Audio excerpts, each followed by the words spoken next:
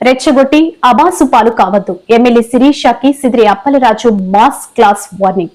Palasa MLA Gouthu శిరీషకు మాజీ మంత్రి సీదిరి మాస్ క్లాస్ వార్నింగ్ ఇచ్చారు. శ్రీకాకుళం జిల్లా రెచ్చగొట్టి అబాసుపాలు కావద్దు. ఎమ్మెల్యే శిరీషకు Seediri Appalaraju mass class warning. Palasa MLA Gouthu శిరీషకు మాజీ మంత్రి సీదిరి మాస్ క్లాస్ వార్నింగ్ ఇచ్చారు. సోమవారం సాయంత్రం ప్రగతి భవన్లో విలేకరులతో మాట్లాడుతూ గడిచిన 4 రోజులుగా పలాస నియోజకవర్గంలో రాజకీయ ఆరోపణలు ప్రత్యారోపణలు జోరందుకున్న నేపథ్యంలో నియోజకవర్గ ప్రజల అవగాహన కోసం వాస్తవాలు తెలియపరిచేందుకు విలేకరుల సమావేశం ఏర్పాటు చేశానని ఆయనే అన్నారు. శిరీష భాష, ఆమె యాటిట్యూడ్ ఇవన్నీ చూస్తుంటే రోత పుట్టిస్తున్నాయి. కేవలం గడిచిన ఏడాదిలో తనపై 7 ఎఫ్ఐఆర్లు కేసు నమోదు చేశారని, అయినా బెదిరేది లేదని అన్నారు.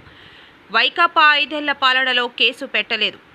ఉజ్జుడు మెట్ట యజమానులు ఎవరు పార్టీలో ఉన్నారు గ్రహించాలని నల్ల బొడ్లూరుపై వాస్తవాలు వక్రీకరించి వ్యవహరిస్తున్నారు.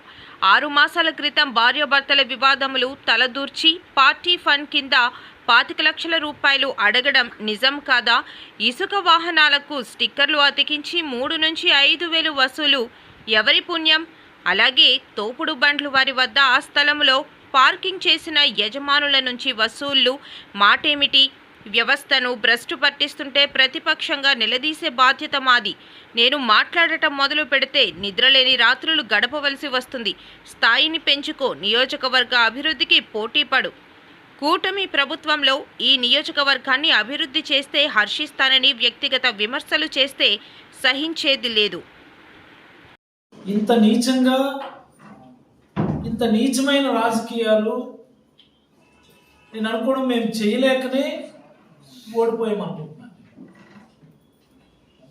మీరు ఒకసారి గమనించండి, నిన్న కానీ మొన్న కానీ ఆవిడ మీడియా ముందుకు వచ్చి నీతులు మాట్లాడుతూ ఉన్నారు.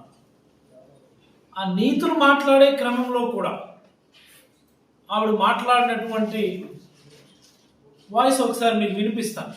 ఇది day before yesterday press meet, నిన్న కాక మొన్న పెట్టినటువంటి ప్రెస్ మీట్. ఆవిడ ఫేస్బుక్ అకౌంట్ నుంచి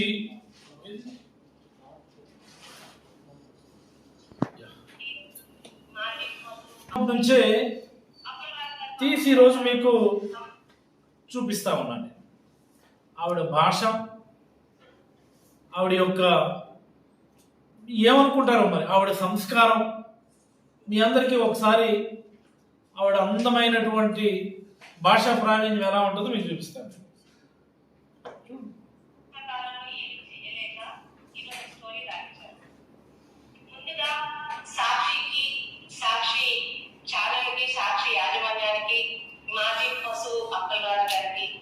మాజీ పశువు అప్పలరాజు గారికి నేను అడుగుతున్నాను. నేను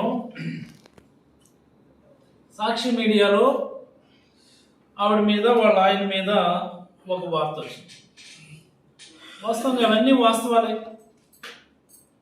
నేను పూర్తిగా వినలేదు కానీ మా వాళ్ళు చెప్పారు. వాళ్ళ కలెక్షన్ల గురించి, వాళ్ళ అనుచరుల కలెక్షన్ల గురించి, వాళ్ళ ఆయన దందాల గురించి, ఇంకోటి సాక్షి మీడియాలో ఒక వార్త వచ్చింది. దానిపైన ఆవిడ మాట్లాడింది అని. నీకు చేతనైతే సాక్షి మీడియాలో వచ్చినటువంటి కథనాన్ని ఖండించు. మరి నన్నెందుకు మధ్యలోకి లాగుతావు? మధ్యలోకి లాగడమే కాకుండా నీకున్నటువంటి ఒక దరిద్రమైనటువంటి ఒక పొగరానాలో బలుపనాలో ఇంకేమని అనాలో కానీ నీకున్నటువంటి ఒక దరిద్రమైనటువంటి ఆ బలుపు, దానిలో భాగంగా నన్ను పశువు అనడం, ఒకసారిగా అనేక సార్లు పశువు అనడం, సైకో అనడం, మా నాయకుడికి సైకో అనడం, ఇవన్నీ కూడా మనందరం చూసాం.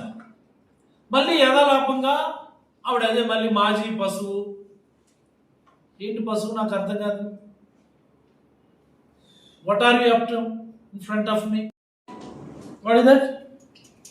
ఈ రుగ్మత నుండి కోలుకొని మళ్ళీ మీరు మళ్ళీ మా ఎమ్మెల్యే గారు త్వరగా మామూలు స్థితికి చేరుకోవాలని మనస్ఫూర్తిగా కోరుకుంటున్నాను.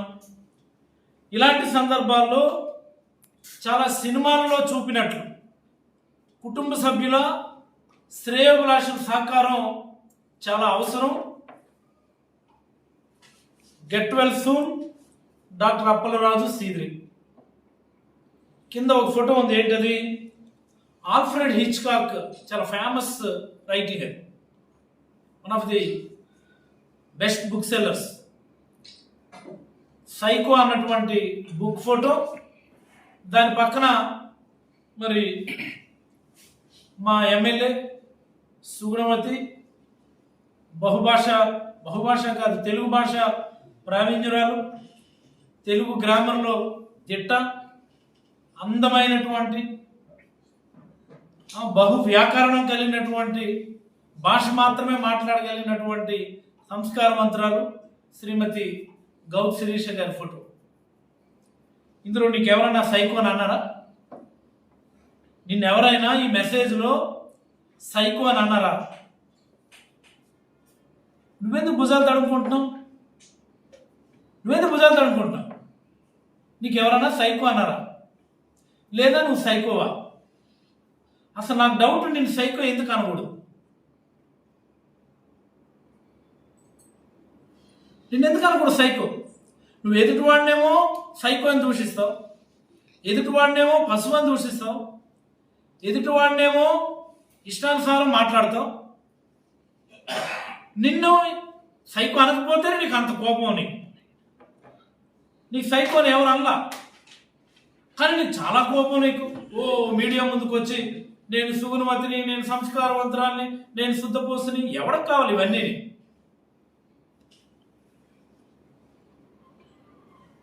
ఈ తోలుబొమ్మల మాటలు ఎవరికి అవసరం? ఇక్కడ ఈ నియోజకవర్గానికి ఎవరికి అవసరమా? నువ్వు ఎలాంటి దానివో? నువ్వు ఎమ్మెల్యే అయింది నియోజకవర్గ ప్రజల కోసం పనిచేయడానికి.